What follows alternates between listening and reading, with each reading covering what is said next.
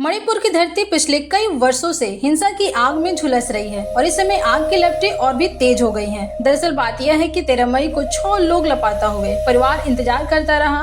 गांव वालों को उम्मीद थी कि शायद वे लौट आएंगे। प्रशासन तलाश करता रहा और पूरे 28 दिनों बाद जो मिला उसने हर किसी को हिलाकर रख दिया।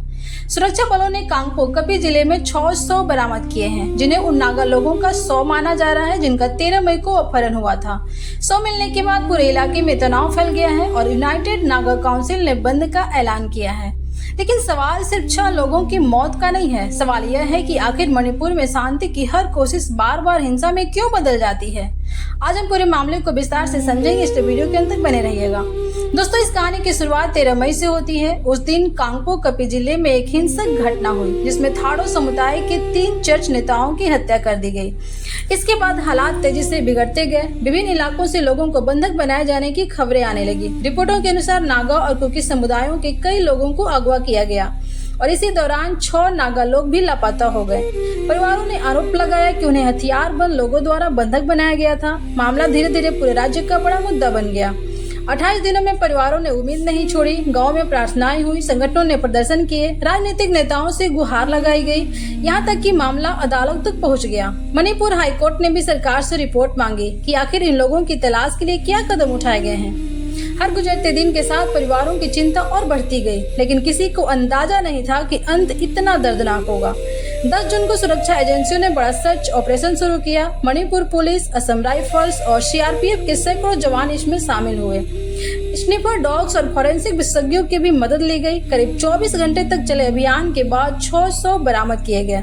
पुलिस ने कहा कि ये 100 उन लोगों के हो सकते हैं जिन्हें 13 मई को बंधक बनाया गया था। फिलहाल कानूनी और फॉरेंसिक प्रक्रिया जारी है। जब यह खबर बाहर आई तो पूरे इलाके में शोक और गुस्से की लहर दौड़ गई।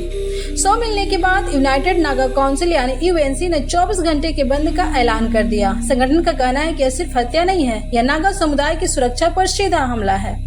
यूएनसी ने सरकार से कई मांगे रखी है। सबसे बड़ी मांग है कि दोषियों के खिलाफ सख्त कार्रवाई हो। इसके अलावा संगठन ने राज्य के डिप्टी सीएम निमचक किपगेन को पद से हटाने की मांग भी उठाई है। हालांकि इन आरोपों की जांच और आधिकारिक पुष्टि अभी बाकी है। यही कारण है कि इस मुद्दे ने अब राजनीतिक रूप भी ले लिया। दोस्तों, यहाँ हमें भावनाओं से ऊपर उठकर एक सवाल पर विचार विमर्श करना होगा। मणिपुर आखिर लगातार अशांत क्यों बना हुआ है? हमेशा वहाँ पे हिंसा की आग क्यों भड़कती रहती है? कारण कई हैं। जातीय तनाव, सशस्त्र समूहों की मौजूदगी, अविश्वास और वर्षों से जमा होता आ रहा गुस्सा। जब भी कोई शांति प्रक्रिया शुरू होती है, कोई नई हिंसक घटना उसे पीछे धकेल देती है। इस बार भी ऐसा ही दिखाई दे रहा है। एक तरफ कुछ बंधकों की रिहाई हुई, दूसरी तरफ 600 मिलने की खबर ने पूरे माहौल को फिर से विस्फोटक बना दिया।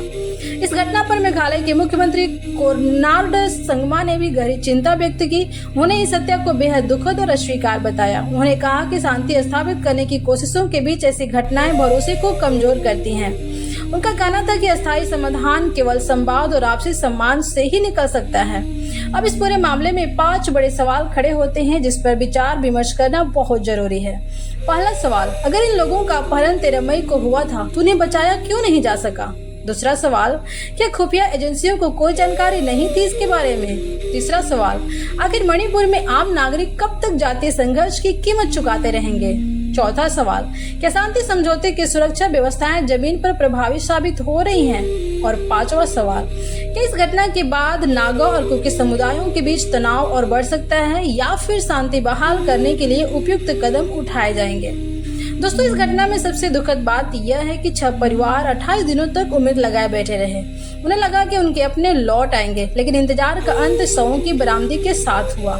आज जरूरत है कि जांच निष्पक्ष हो, दोषियों की पहचान हो और किसी भी समुदाय के निर्दोष लोगों को हिंसा का शिकार बनने से बचाया जाए। क्योंकि जब किसी राज्य में लोग अपनी पहचान के कारण डरने लगे तो यह सिर्फ कानून व्यवस्था की समस्या नहीं रहती, यह मानवता की परीक्षा बन जाती है। मणिपुर पहले ही बहुत कुछ झेल चुका है। अब वहाँ के लोगों को हिंसा नहीं, शांति चाहिए। आपको क्या लगता है, मणिपुर में अस्थायी शांति लाने के लिए सरकार और समाज को सबसे पहले कौन सा कदम उठाना चाहिए? अपनी राय कमेंट में जरूर बताइएगा। अगर वीडियो पसंद आया हो तो लाइक कीजिएगा, दोस्तों के पास शेयर कीजिएगा, चैनल पर नए हो तो सब्सक्राइब करके बेल आइकन जरूर प्रेस कीजिएगा। मिलते हैं नेक्स्ट वीडियो में, तब तक के लिए जय हिंद, जय भारत।